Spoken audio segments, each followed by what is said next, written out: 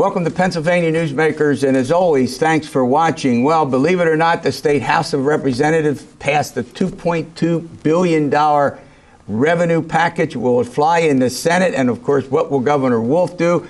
But first, we're going to hear from an energy executive on Pennsylvania's energy grid. How reliable is our source of energy?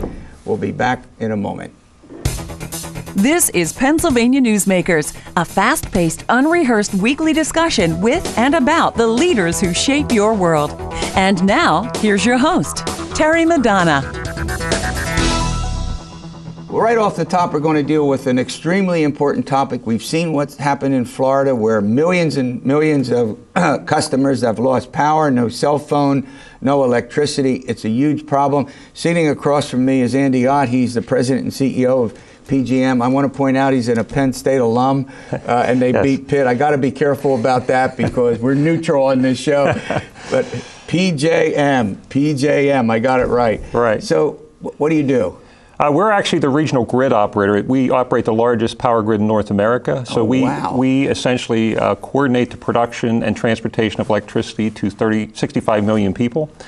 So we operate essentially the grid on behalf of the utilities and do it reliably. Well, it couldn't be a better time you have on the program for obvious reasons. I mean, everybody, I'm sure, state by state now, could this happen to us? Right. Talk a little bit about the whole aspect of grid reliability.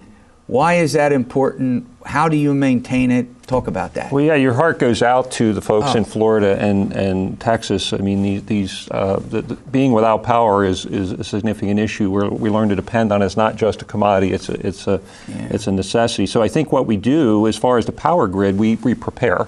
We essentially look at the storm coming. We pre-stage response so that our power actually gets back quicker because we've done things to make the grid even beyond reliable, more resilient. So in other words, we can bounce back quickly. Yeah. How does it work? I mean, you hear a lot about it. I mean, if we take anything for granted, it's that we'll turn on the television and we'll have power, we'll turn on a light, the heat will come on, right? We take that after a while. Well, essentially the power is produced by generators, whether they burn natural gas, nuclear power, coal-fired power, yes. It's produced and then it's actually transported on what we call the high voltage grid. You may see some of those very large towers when you're on the turnpike or something. We transport it, then it goes down to what we call the distribution system. Our job is to essentially make sure that power gets produced and transported reliably. And the way we stage this is essentially to make sure that the power grid can withstand loss of pieces of equipment.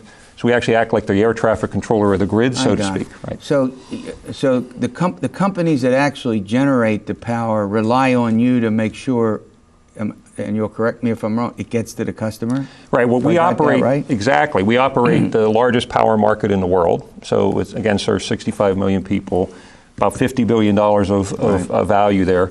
$3 billion of savings for customers. So essentially what happens then is they sell the resource in, the electricity in. People buy it. Companies like PECO or PP&L or MedEd will buy the power from our grid and essentially distribute it. But let's be honest. At some point, we've seen what happened in Florida, and if you get weather the likes of which we haven't seen in 100 years, perhaps we're debating. Yeah, exactly. Is there anything that can be done to make sure that power's there? Well, of course, during the actual storm, of course, the power is going to go out. That's the reality. But what we work on is to, instead of being out for 5 days, to get the grid back in a reasonable period of time to make sure that people can have power as quickly as possible. We call that resilience. We learned a lot from Superstorm Sandy. So the way we rebuild the grid is to make it be able to bounce back more quickly. We call that resilience. Good point. Okay, let's transition to a subject that I think is that we're becoming more and more with each passing year obsessed with. It's called cybersecurity. Yeah. Yes, go ahead. Yeah, it's a reality. I think every industry, every infrastructure industry is facing this increasing threat. And from our perspective, what we do is we essentially, again, it's the same concept. We're not going to keep everybody out. But the point is we limit what they can do when they get in by segmenting networks, by making the power system, control systems more resilient. So and we all have a responsibility ourselves as consumers of energy and folks who have how many instruments do we have like this right now, you know, Exactly. with iPads and all kinds of phones and other instruments. We need to make sure that we're doing what we have to do to make sure that there's security, cybersecurity exists, correct? Well, yeah, obviously individuals have to do that, but as power industry, our job is to make sure we partner with the federal government, we partner with states to make sure that if folks would get in, they really can't have much effect. So the reality is that you can't stop every attempt, but what you can do, and again, compare this to your home, you can make sure your computer has a backup, you can make sure your computer is safe. So, and the same thing on the power grid, except it's on a much larger scale. All right, we have a complex fuel mix in our state that's extraordinarily important. We're going to run to a break, and I want to talk about it, coal, natural gas, nuclear, renewable. I want to get your sense about where all that goes, and I want to focus a bit on nuclear because the layoffs have been announced at 3 of our 5. There may be more, but at least publicly we know 3 of the 5 nuclear power plants in our state. We'll be back in a moment. This broadcast of Pennsylvania Newsmakers is presented by the Pennsylvania Chamber of Business and Industry, the statewide voice of business, and by the Pennsylvania State Education Association and Partners for Public Education, bringing the power of a great education to our schools, our students, and our communities.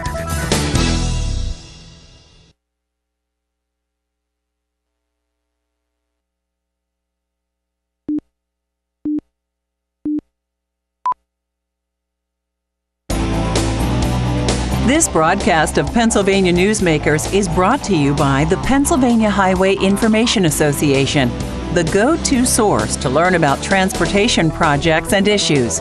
Please visit pahighwayinfo.org. And by the Pennsylvania Manufacturers Association. Business in Pennsylvania is our business. All right, we're going to chat. First of all, I'm chatting with Andy Ott. He's the president and CEO of PJM. I got to get that out, PJM, straight. And we have an interesting fuel mix in this state where the energy sources: coal about 30%, natural gas 30%, nuclear 30%, and renewable 10%. I mean, you want to talk about evenly developed, so we're not dependent on any one source. So let's talk about that. Coal, I'm sure, has declined over the last 60 years or so, right? Yeah, actually really accelerated over the last 10 years. Coal has really reduced significantly. Is that because of clean coal? Is that the... Yeah, I think it's both there's 2 different things happening. One is the environmental retrofits that are necessary, the increasing cost, if you will, to keep the environment clean while we burn coal. But the second is a technology swap where you got highly available shale gas, you got the newer technology type resources to burn it. So that combination together is very competitive compared to coal. I'm reminded I got to say PJM. I don't know. PJM, yes. Is it PJ? Why do I do that? PG. It's actually stands for the Pennsylvania, New Jersey, Maryland. Oh, I got it. Instead of PG sounds, you don't have to change the name of your company. I appreciate that. We're actually turning 90 years old this year. We're celebrating. PJ, good. Well, make sure I get a note about it, and if I do some reporting on it, I'll make sure I say PJ. I don't know where I got that in my head. New Jersey's a J. You got that. There you go, a neighbor. All right. At any rate, so coal, because of, I guess, as I point out, some having to do with clean coal. We have, of course, President Trump. We're not going to get into any controversies with him, but he wants to accelerate coal. But we also have one of the leading states in the country to produce natural gas.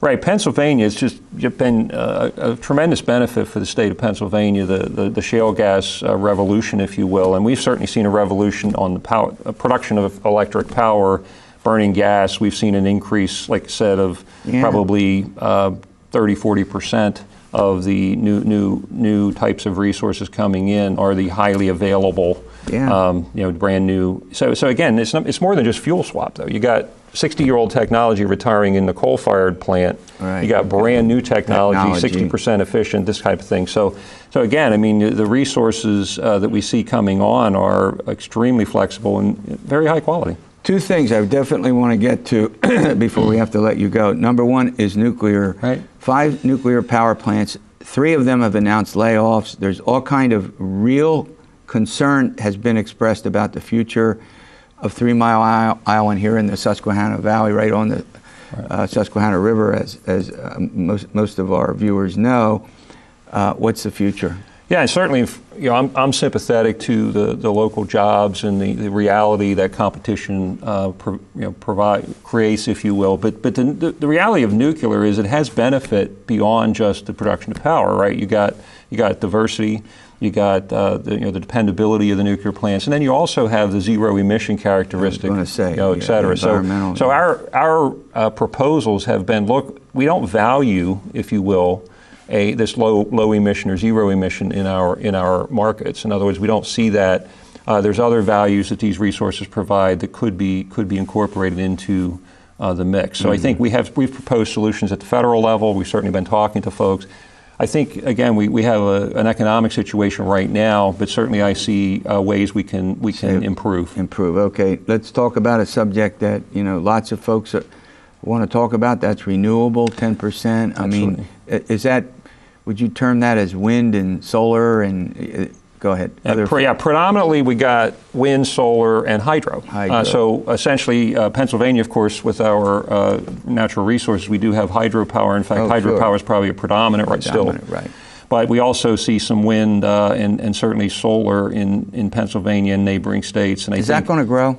It is growing, and I think what we're seeing is the cost of solar panels are coming down. You can marry them up with storage, and the battery storage the technology is getting better and better. Again, it still is not the most economic. The most economic power generation right now is natural gas fired. Yeah. But the reality is people want to have. So when we talk about energy consumption and the degree to which that's changing, of these four sources that we're talking about, I'm going to put you on the spot. Why not? You're here. All right. If you had to guess 10 years from now, would the balance and the relationship be the same? Going to grow? Who's going to? Well, my opinion is I think we'll find a solution to value the low emission characteristic, zero emission characteristic nuclear. So I think it'll hang in there. I think gas will continue to increase. I think coal will continue to struggle and drop off because of the technology. Renewables will continue to grow, but frankly, renewables are intermittent, and they don't have the same level of availability. Well, look, I want to thank you for coming on, Andy Ott, PJM. There we go. I gave you more publicity that way by making sure we got the name right. All right, we're going to have a couple of reporters come on. The House passed the budget. We're going to see where all that goes. There's a maybe connected to that. We'll be back in a moment. This broadcast of Pennsylvania Newsmakers is brought to you by the Pennsylvania Credit Union Association. Pennsylvania Credit Unions, where people are worth more than money. To find a credit union that is right for you, check out ibelong.org. And by the Energy Association of Pennsylvania, Pennsylvania's energy information source.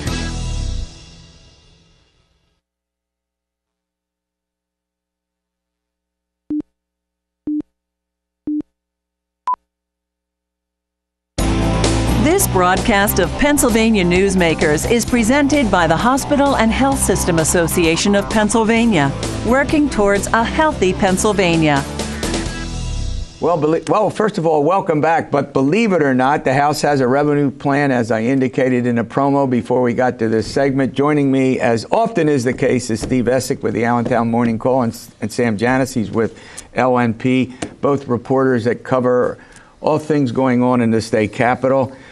All right, Steve Esack, they have a revenue plan, $2.2 billion to pay for the $32 billion spending program they passed. It seems like a lifetime ago, but it was in early July, right? Go ahead. Yes, the House late Wednesday night did pass this by one vote or two. It was 103 to something. 103. And this plan takes about $600 million, which is far from a bunch of special funds, transportation, environment, coal, that coal cleanup, hazardous cleanup, that sort of thing.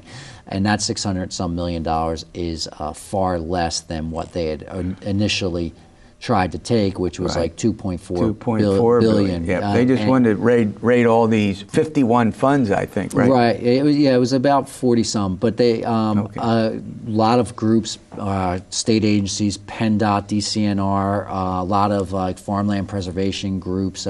They spoke up and said, basically the House Republicans who came up with this plan, you really don't know what you're doing, because a lot of this money is earmarked. Had you asked, which they didn't, we would have showed you that. So that backlash, both within the Capitol and I guess out in the public, called them to pull back, and also that Southeast Pennsylvania Republicans from Philadelphia and its suburbs were adamantly opposed to taking so much money from the transportation funds. All right, the big deal for the Republicans is obvious. No tax hikes, right? None. Yeah, absolutely. Well, in the Senate plan that passed in July, included for the first time really in the last couple of years, the Republicans okayed, and not all the Republicans in the Senate, but some of them, taxes on heating bills and the Marcellus Shale. They did drilling shale, tax. and they did what is that? I think it's called an odd name that I never quite understood. A gross receipts tax. Is that right? So you pay it on your electric. Go ahead. Right. Yeah.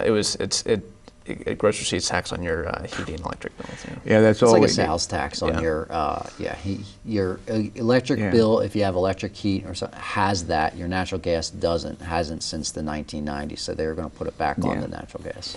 But I mean, here's the point. The budget increased, Sam, over last year's spending by $700 million, as I understand it. You guys are the expert on it. How are you going to pay for it if you don't come up with some revenue? Take it. Well, that was the big thing. The governor came out in June before the budget deadline on July 1st saying, we need recurring revenue in this budget or I'm not going to accept it. And the plan passed by the Senate in July had some of that. This new plan has less. And it's still a concern for Republicans that have supported this. They're still hesitant about the fact that there is no recurring revenue, but they still say this is a one-time problem with one-time fixes. Yeah, good. That's a good point. But let's face reality here. In other words, they pushed off, it seems to me, and you'll correct me, Steve, the inevitable. At some point, you can't have increases in the budget and not find a way to pay for it. Now, I know they can cut programs and do all of that, take money and move money around, which is exactly what they're doing. But I was thinking, do they really want to go through this problem again next year? What happens next year in the state of Pennsylvania? Next year is an election year, and it depends, I guess, on your point of view. I think some Republicans want that fight in an election year. And I think that they're going to turn around in an election year and say, I never raised your taxes, whereas Governor Tom Wolf, the Democrat over there, he does want to raise your taxes. But in an election year, are you willing to also turn around and have your programs cut, have your schools cut, have your social services cut? Are you willing to, if the governor was to pull a trigger and take down a sacred cow, like the state police or somebody else, put cuts there or something like that? Are they willing to go with that? So it is all up in the air. But there's another key point to this House plan last night that passed, if I can, and that is this borrowing money from the tobacco settlement fund. The Senate plan would borrow roughly $1 billion. Now the Senate plan called it a bond. The House spent weeks beating up the Senate's plan, saying we can't borrow money, we can't borrow money. But the House plan actually has a bond in it too, and it's with the tobacco money. They call it something else. They call it we're only selling this, so it's we're selling the money. We got to run to a break. I want to stay on this because it's still borrowing money from a fund that was not supposed to be used for that purpose. Right. We'll do that, and we're going to what the Senate going to do. What's Governor Wolf? Is this situation over? Is it going to linger on for some time? We'll try to figure it out after these words. This broadcast of Pennsylvania Newsmakers is brought to you by the Pennsylvania Medical Society. Inspired physicians committed to the good health of Pennsylvanians and the advancement of the practice of medicine. And by the Pennsylvania Healthcare Association, advancing quality, improving lives.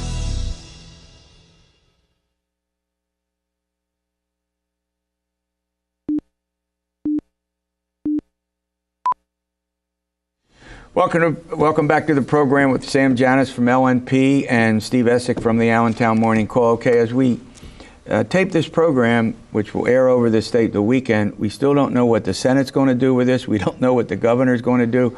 So in true journalist fashion, let's speculate a little bit. Now, it seems like the Senate might buy into this. The governor, who knows? I mean, what's your sense about this? Yeah, I think the governor gave an interview yesterday and called this plan irresponsible. Irresponsible. Yeah, and that's one of the many terms he's called this since the House Republicans introduced this a couple weeks ago. Yeah. So it's hard to see him go for the transfer of these special funds right now. He did back part of this plan that was in the Senate bill in July. And like you said, we don't know what the Senate's going to do with this and with the special transfers. Yeah, and so, I mean, the Senate's not even, they're obviously going to come back and take it up, and it'll go to conference committee. If they don't approve it, Steve Esack, it'll go to conference committee where they're going to have to, they can vote for it and just get it over with, or they could send it to conference committee. You know, I really don't know if it'll go to that committee or not. I don't know if they'll do negotiations. There is a lot of bad blood in the chamber, in the building right now, especially between both chambers. As I was saying before the break, that the whole issue over the bond, I mean, that could sour things. I mean, they really beat up the Senate. The House Republicans really beat up the Senate, and then they ended up doing the same thing, but calling it something else, a matter of really semantics more than governmental finance. I mean, if it looks like a duck, quacks like a duck, it's a duck. But here's the big difference. The Senate plan had taxes in it, gross receipts, as we were talking about before the break, and even a shale tax. I think 2 or 3% hike in the shale tax. So that it looks like the House, no way, no how, is the House going to pass a revenue package with taxes in it. Would you agree or disagree with that? I mean, they haven't indicated in any shape or form that they're interested in passing anything with taxes in it. So I don't see that happening anytime soon. And like we were talking about before, this could be a holdout for a while if the Senate insists on that and if the governor insists on that. I'm not sure. Yeah. Well, you know where that leads us to? It leads us back to 2015-16, leads us back to Christmas. Yeah, but hold on a minute. The officials, the state treasurer saying, goodbye, you can't spend any money. Well, we don't have any money to spend. And actually, you know, the state treasurer, he put himself in a box, and for that matter, he put the governor in a box. So they really had to stick to, if they're not for this plan that the House did, or there's not a compromise, then they're going to have to stick to their guns and not do anything. All right, we're out of time. The one thing they could do is obviously just pass a limited package to get, you know, revenue raising for a couple of months. Does that sound familiar? So what the federal government just did. All right, thanks. As always, thanks for watching Pennsylvania Newsmakers, and you stay well.